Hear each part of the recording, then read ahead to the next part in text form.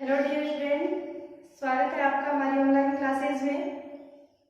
आज हम पढ़ेंगे इलेक्ट्रोकेमिस्ट्री या विद्युत रसायन। 12th केमिस्ट्री का 3rd चैप्टर इलेक्ट्रोकेमिस्ट्री या विद्युत रसायन। ये चैप्टर बहुत ही शानदार चैप्टर है। इसमें न्यूमेरिकल सबसे ज्यादा पूछे जाते हैं। और विद्युत रसायन पढ़ने से पहले हम देख लें कि विद्युत रसायन का अर्थ क्या होता है। कि इस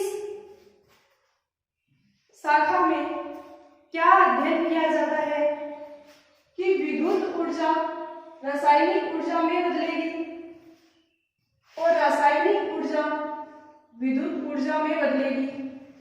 ये जो अंतर परिवर्तन है इनका अध्ययन हम विद्युत रसायन में करेंगे। तो इसके लिए हम छोटी सी परिभाषा लिख दें कि विज्ञान की वह शाखा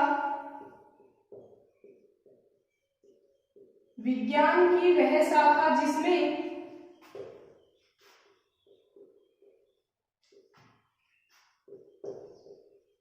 रासायनिक ऊर्जा के विद्युत ऊर्जा में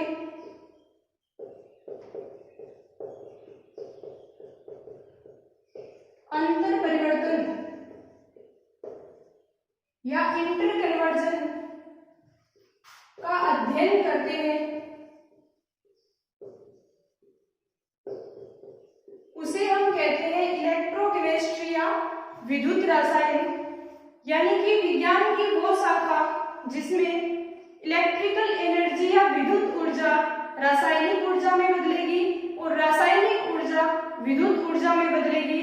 ये जो अंतर परिवर्तन है इनका अध्ययन जिस शाखा में करते हैं उसको हम इलेक्ट्रोकेमिस्ट्री या फिर विद्युत रसायन कहते हैं। तो इसके लिए देखें कि ये कोई केमिकल रिएक्शन होगी,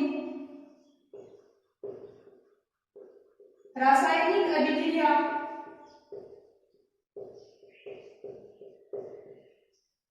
और रासायनिक अभिक्रिया सारी की सारी इलेक्ट्रोकेमिस्ट्री में रिडॉक्स प्रकार की होती है। रिडॉक्स अभिक्रिया होती है। अभी हम बात करेंगे रिडॉक्स अभिक्रिया क्या होती है, लेकिन हम विद्युत रसायन को जानना चाहते हैं कि विद्युत रसायन क्या चीज है। तो सुनना कि रासायनिक अभिक्रिया होने से हमें रासायनिक ऊर्जा मिलेगी, केमिकल एनर्जी या रासायनिक ऊर्जा मिलेगी, केमिकल एनर्जी।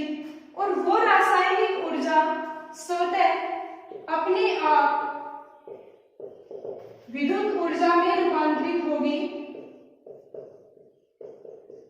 इलेक्ट्रिकल एनर्जी में रूपांतरित होगी।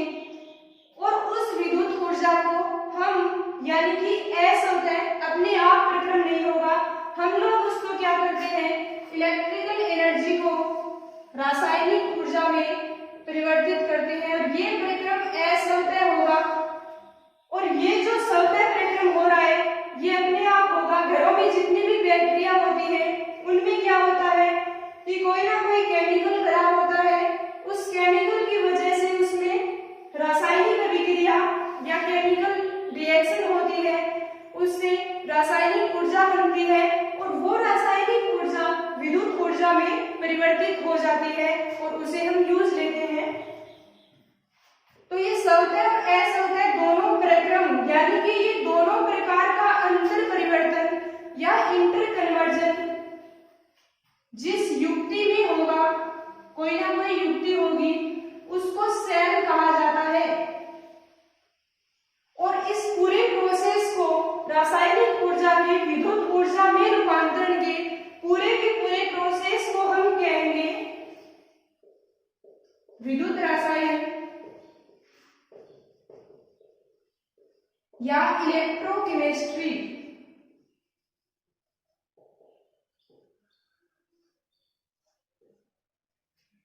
ठीक है, तो विद्युत रसायन में क्या करेंगे कि रासायनिक ऊर्जा विद्युत ऊर्जा में और विद्युत ऊर्जा रासायनिक ऊर्जा में अंतर परिवर्तित होती रहेगी और उस प्रक्रम को हम विद्युत रसायन कहेंगे। और वो जिस युक्ति में संपन्न होगी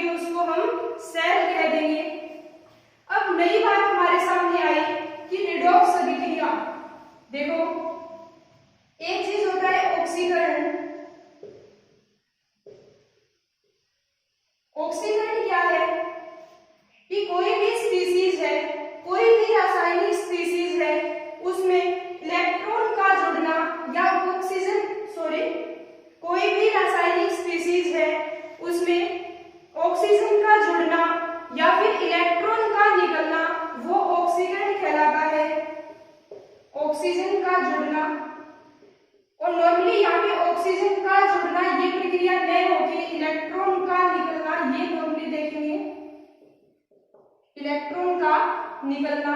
और इलेक्ट्रॉन जब निकलेगा तो ऑक्सीडेशन स्टेट या ऑक्सीकरण अवस्था में वृद्धि होगी, ऑक्सीडेशन स्टेट में वृद्धि। तो ये प्रक्रिया होगी ऑक्सीकरण या ऑक्सीडेशन।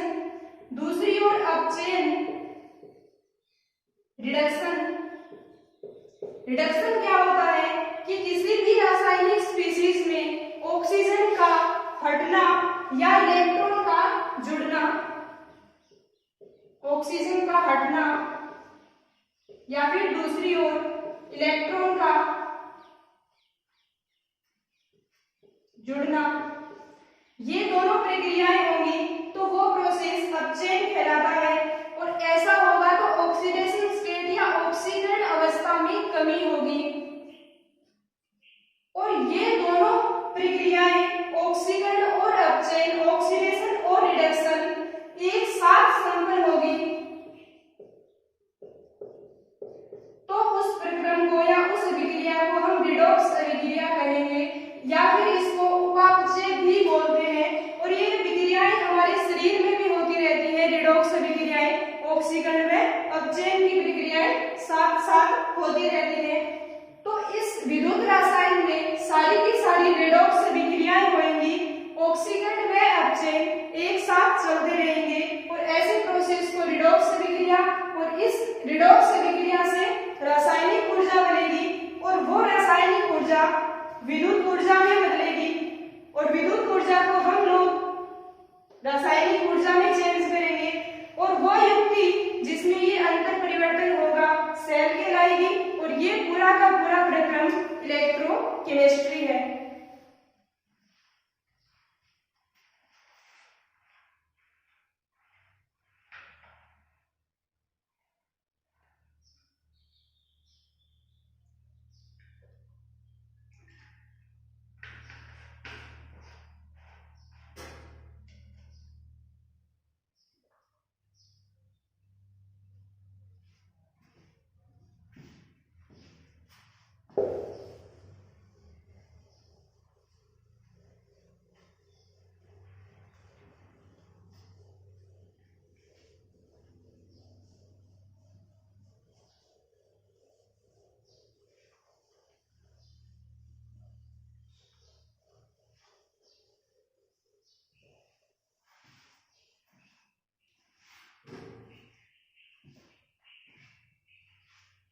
तो हमारे पास यहां से निकल के आया कि सेल क्या चीज होते हैं। तो सबसे पहले हेडिंग डालते हैं सेल। और सेल दो प्रकार के होते हैं,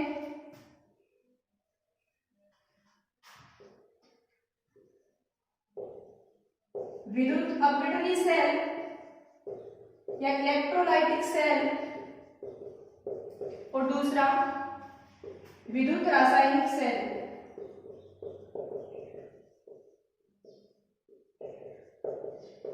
और ये इलेक्ट्रोकेमिस्ट्री जो अपना चैप्टर है इसको आप 3 पार्ट में डिवाइड करके पढ़ोगे तो अच्छा रहेगा।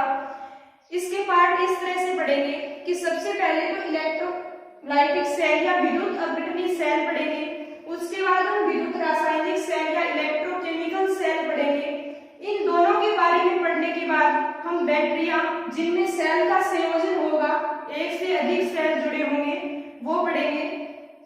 इस विद्युत अपघटनी सेल में हम चालकता की बात करेंगे, 2-3 नियम आएंगे, फैराडे और कोलराउस के नियम।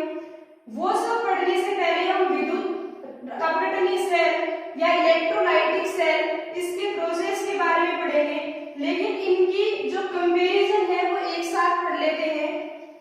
विद्युत अपघटनी सेल में क्या होता है कि इलेक्ट्रिकल एनर्जी जो अभी पढ़ा था विद्युत ऊर्जा,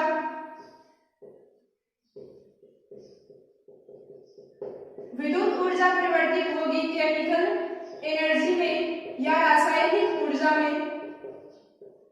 या फिर दूसरी ओर हम ये कहें कि इलेक्ट्रोलाइटिक सेल में हम लोग क्या करेंगे, इलेक्ट्रिकल एनर्जी देंगे और उससे रासायनिक अभिक्रिया होगी और उससे हमारे पास केमिकल एनर्जी या रासायनिक ऊर्जा आएगी। और ये प्रक्रम अपने आप नहीं होता, असंख्य प्रक्रम है।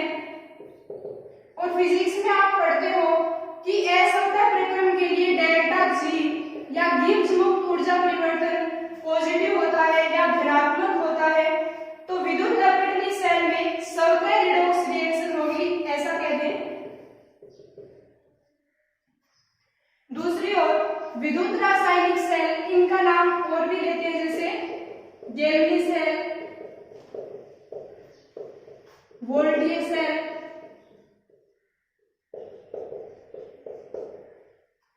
ये इन्हीं के नाम में वैज्ञानिकों के नाम के आधार पर दिए गए हैं। और इसका सबसे बेस्ट एग्जांपल है गेल्वी सेल, सॉरी डेनियल सेल।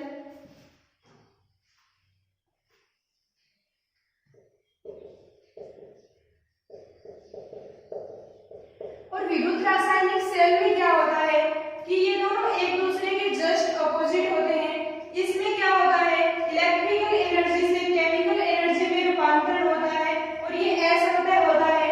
दूसरी ओर इलेक्ट्रोकेमिकल सेल में क्या होता है कि केमिकल एनर्जी होती है, रासायनिक ऊर्जा, वो परिवर्तित होती है इलेक्ट्रिकल एनर्जी या विद्युत ऊर्जा में। और ये अंतर परिवर्तन अपने आप होता रहता है स्वतः प्रक्रम से। तो इसके लिए गिब्स मुक्त ऊर्जा परिवर्तन डेल्टा जी नेगेटिव होता है। अब सबसे पहले हम बात करेंगे विद्युत अपघटनी सेल की। बहुत ही शानदार टॉपिक है। सबसे पहले हम विद्युत अपघटनी सेल पढ़ेंगे, फिर इसके एग्जाम्पल करेंगे, उसके बाद विद्युत रासायनिक सेल और सबसे ज्यादा उदाहरण इसमें पढ़ेंगे।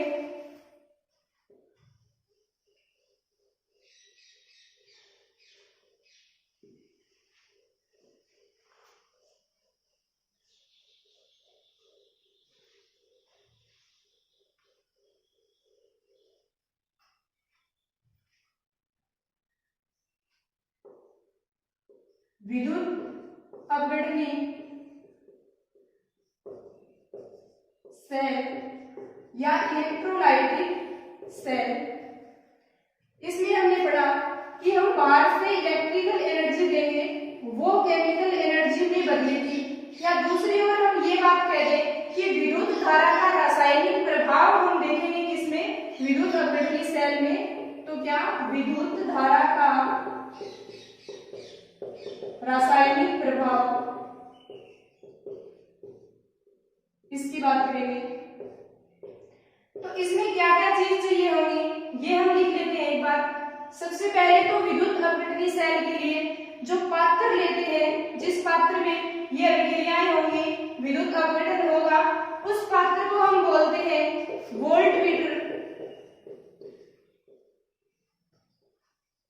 दूसरी चीज इलेक्ट्रोड,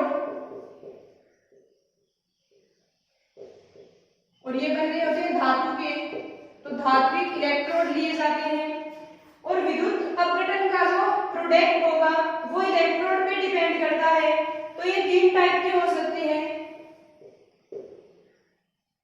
या तो क्रियाशील हो सकते हैं या अक्रिय हो सकते हैं, या फिर जिस धातु का विद्युत अपघटन लिया है उसी के इलेक्ट्रोड।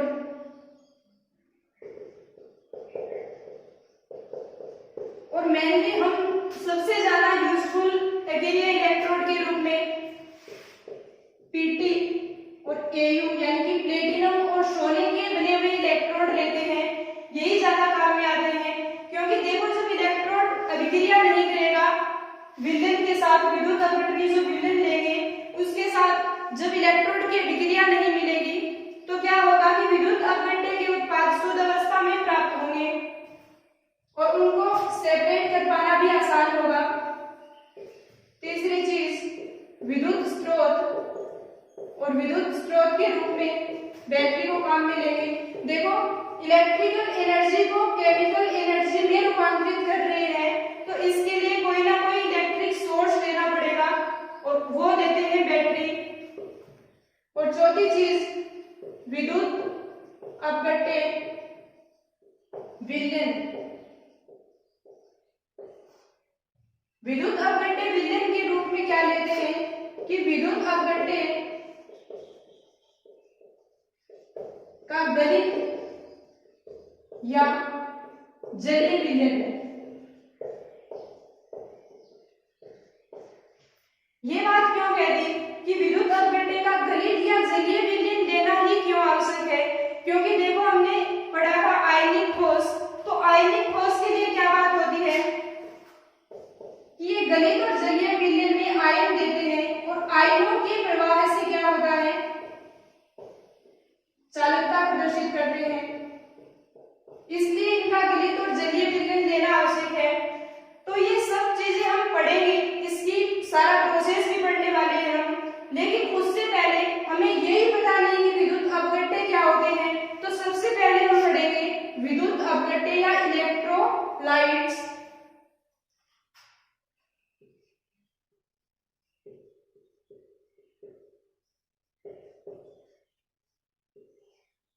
तो विद्युत अपघट्य या इलेक्ट्रोलाइट्स के लिए सुनना कि जो जल में घोलने पर या जल में डालने पर पूर्णतः या आंशिक रूप से अपने आयनों में टूट जाते हैं या इनका आयनन हो जाता है, वो विद्युत अपघट्य या इलेक्ट्रोलाइट्स कहलाते हैं। हमारे पास दो तरह के इलेक्ट्रोलाइट्स होते हैं, एक तो प्रबल विद्युत अपघट्य, स्ट्रॉन्ग इलेक्ट्रोलाइट, दूसरी ओर दुर्बल विद्युत अपघट्य या वीक इलेक्ट्रोलाइट्स। ये दोनों बात इसलिए कह दी गई क्योंकि देखो स्ट्रॉन्ग इलेक्ट्रोलाइट जिसको जल में घोलने पर या फिर जल में मिलाने पर पूर्णतः अपने आयनों में टूट जाता है, पूरा पूरा टूट जाता है या पूरा पूरा आयनिक हो जाता है, तो इसलिए इसका नाम प्रबल विद्युत अपघट्य दे दिया गया। तो क्या लिखेंगे, जल में डालने पर पूर्णतः अपने आयनों में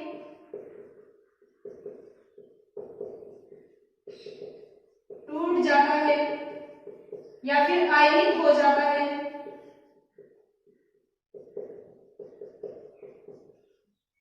ये है स्ट्रॉन्ग इलेक्ट्रोलाइट। दूसरी ओर दुर्बल विद्युत अपघट्यों को जल में डालने पर ये पूरे पूरे नहीं टूट पाते, यानी कि इनका पूरा पूरा आयनन नहीं हो पाता, कुछ अंश रह जाता है टूटे बिना, और उसको हम आगे कहेंगे वियोजन की मात्रा या एल्फा।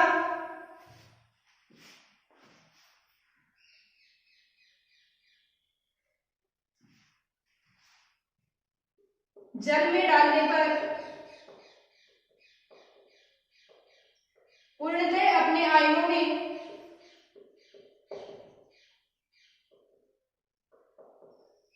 नहीं टूटते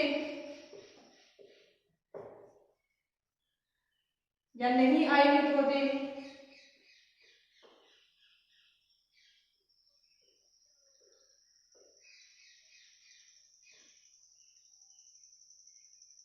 पूर्ण आयनन नहीं हो पाता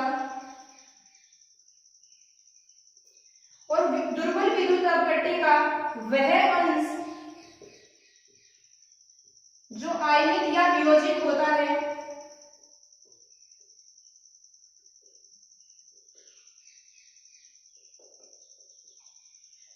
उसे हम कहते हैं वियोजन की मात्रा एल्फा। और दुर्बल विद्युत अपघट्यों के लिए एल्फा 1 से बहुत ही कम होता है, इसीलिए तो कहते हैं कि दुर्बल विद्युत अपघट्यों को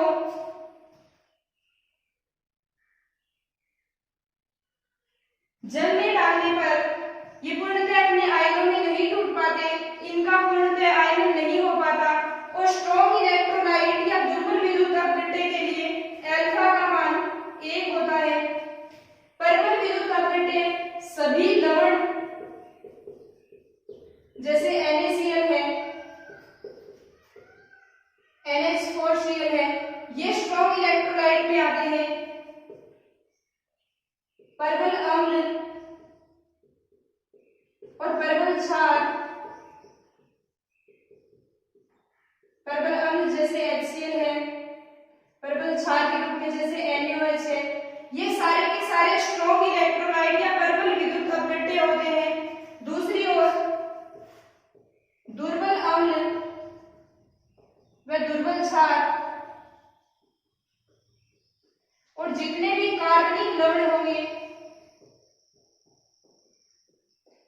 वो सारे के सारे दुर्बल विद्युत अपघट्य होंगे, जैसे एसिटिक एसिड है, बोरिक एसिड है, NH4OH है, ये सारे के सारे दुर्बल विद्युत अपघट्य होते हैं, यानी कि इनका पूर्ण रूप से आयन नहीं हो पाता। और बात हम करेंगे दोनों प्रकार के अपघट्य की, और दोनों ही प्रकार के अपघट्य आएंगे और उनके लिए अलग अलग चालकता की बात करेंगे। लेकिन वो सब पढ़ने से पहले हम पढ़ ले विद्युत अपघटनी सेल की क्रियाविधि या प्रोसेस क्या होता है। विद्युत अपघटनी सेल या इलेक्ट्रोलाइटिक सेल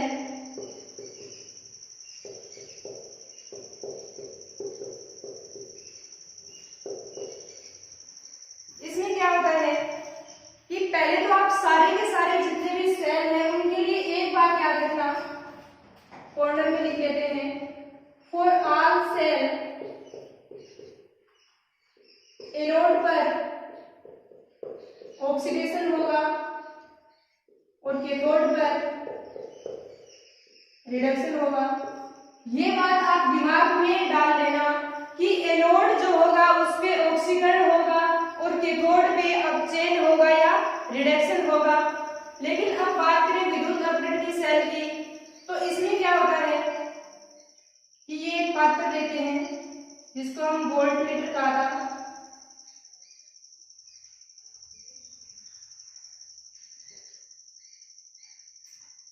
और इस पात्र में क्या होता है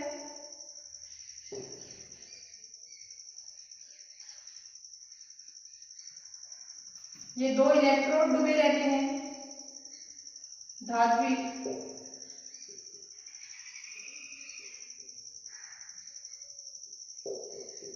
जैसे मान लो ये पीटी इलेक्ट्रोड हमने ले रखा है और इसमें विद्युत अपघट्य का विलयन भरा रहेगा, जो हमने बात की थी, या तो गलित हो सकता है या फिर जलीय विलयन होगा। और हम यहाँ पे लेंगे NaCl का गलित विलयन, और NaCl हमारे पास क्या है, स्ट्रॉन्ग इलेक्ट्रोलाइट या प्रबल विद्युत अपघट्य। ये इलेक्ट्रोड और इनको जोड़ने के लिए एक विद्युत स्रोत लगा देते हैं, बैटरी। ये इसका पॉजिटिव सिरा और ये नेगेटिव सिरा।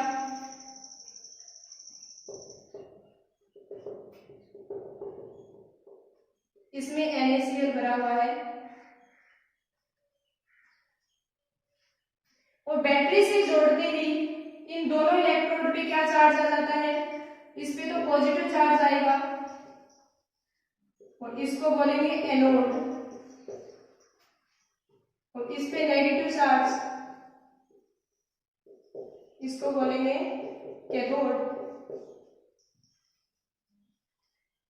तो क्या होता है कि विद्युत अपघटनी सेल के लिए हमने क्या पढ़ा कि हम बाहर से इलेक्ट्रिकल एनर्जी देंगे और वो केमिकल एनर्जी में बदलेगी।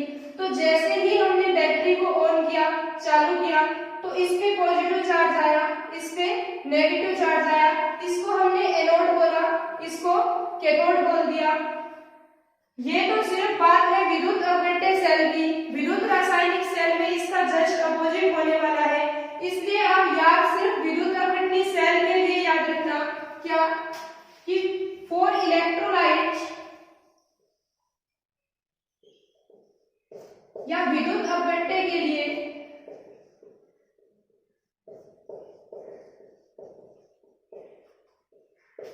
एनोड पर एनाइन जाते हैं और कैथोड पर कैटाइन जाते हैं। और ये याद भी रह जाएगा, A for anode, A for A9, C for cathode और C फॉर कैटाइन। तो ये एनाइन और केटायन एनोड और कैथोड की ओर क्यों जा रहे हैं? क्योंकि एनोड पर क्या है, ये नेगेटिव आयन क्यों जा रहा है? क्योंकि एनोड पे पॉजिटिव चार्ज है। देखो विपरीत आवेशित जितने भी आयन होते हैं वो एक दूसरे को आकर्षित करते हैं, तो क्या होगा कि एनायन जो है नेगेटिव चार्ज है जिसपे वो पॉजिटिव की ओर आकर्षित होगा, यानी कि एनोड की ओर आएगा। केटायन पॉजिटिव चार्ज है तो ये कैथोड पर आएगा, यानी कि इसपे नेगेटिव चार्ज है। तो आप याद सिर्फ किसके लिए करो, विद्युत अपवर्तनी सेल के लिए याद कर लो कि एनोड पर पॉजिटिव चार्ज होता है और कैथोड पर नेगेटिव चार्ज होता है। तो जैसे ही इसमें विद्युत प्रवाहित करेंगे तो एनोड और कैथोड ये दोनों हो गए, ये अपने इलेक्ट्रोड इस विद्युत अपघट्य में डुबो दिया। जैसे ही विद्युत धारा इस विलयन में आएगी तो NaCl का क्या हो जाएगा, आयनन हो जाएगा, ये अपने आयनों में टूट जाएगा, Na+Cl-। अब एक बात देखो कि एनायन या नेगेटिव आयन एनोड की ओर जाते हैं, इसमें नेगेटिव आयन कौन है, क्लोरीन है, तो ये किसकी ओर जाएगा, एनोड की ओर, और पॉजिटिव आयन Na+ ये जाएंगे कैथोड की ओर। यानी कि बैटरी को चालू करते ही क्या होता है कि जो आयनन हुआ है उससे जो आयन बने हैं वो विपरीत आवेशित इलेक्ट्रोड की ओर गमन करने लगते हैं।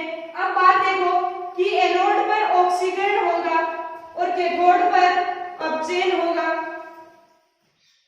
तो इसके लिए देखें कि एनोड पर कौन गया है, क्लोरीन माइनस, अर्धसैल अभिक्रिया लिखें फॉर एनोड। एनोड पे क्या होता है, ऑक्सीडेशन होता है, वहां आयन क्या है, क्लोराइड माइनस, तो Cl-, ये किसमें चेंज हो जाएगा, ½ Cl2 प्लस इलेक्ट्रॉन। स्टार्टिंग में हमने बात की थी कि एनोड पर ऑक्सीडेशन होगा और ऑक्सीडेशन होता क्या है, इलेक्ट्रॉन का निकलना, तो क्लोरीन ने क्या किया, इलेक्ट्रॉन त्याग कर दिए।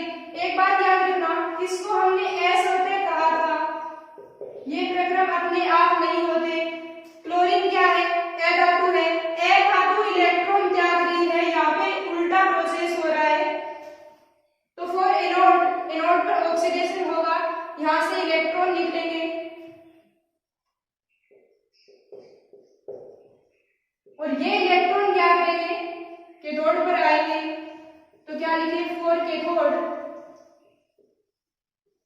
कैथोड पर कौन है, Na+ जा रहा है, तो Na+ क्या करेगा, इन इलेक्ट्रॉन को ले लेगा और क्या बना देगा, Na-Solate। ये तो दोनों अर्धसैल अभिक्रिया है, एनोड पर ऐसा होगा ऑक्सीडेशन, कैथोड पर रिडक्शन होगा, इलेक्ट्रॉन जुड़ेंगे, Na+ इलेक्ट्रॉन लेके Na में चेंज हो जाएगा। और देखें तो इस रिएक्शन को हम क्या कहते हैं, रिडॉक्स रिएक्शन। इसमें होगा क्या, Na+ प्लस Cl-,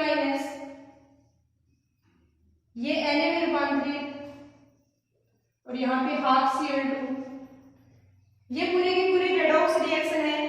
Na+ से 0 में गया है तो यहाँ पे क्या हुआ, अपचयन या रिडक्शन। ये नेगेटिव चार्ज था क्लोरीन पे, ये 0 में गया तो यहाँ पे ऑक्सीडेशन स्टेट में बढ़ती हुई, तो ये ऑक्सीकरण।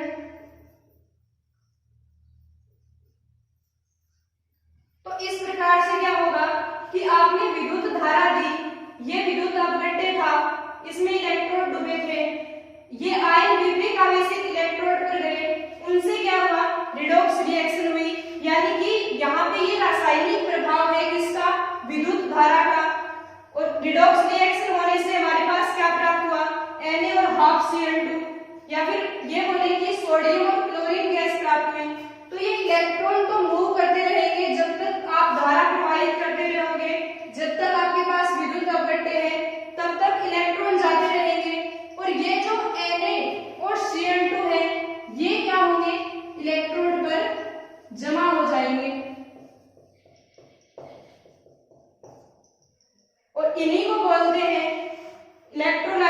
या फिर विद्युत अपघटन सेल में ये प्रोडक्ट के रूप में प्राप्त होते हैं, इलेक्ट्रोड पर जमा हो जाते हैं।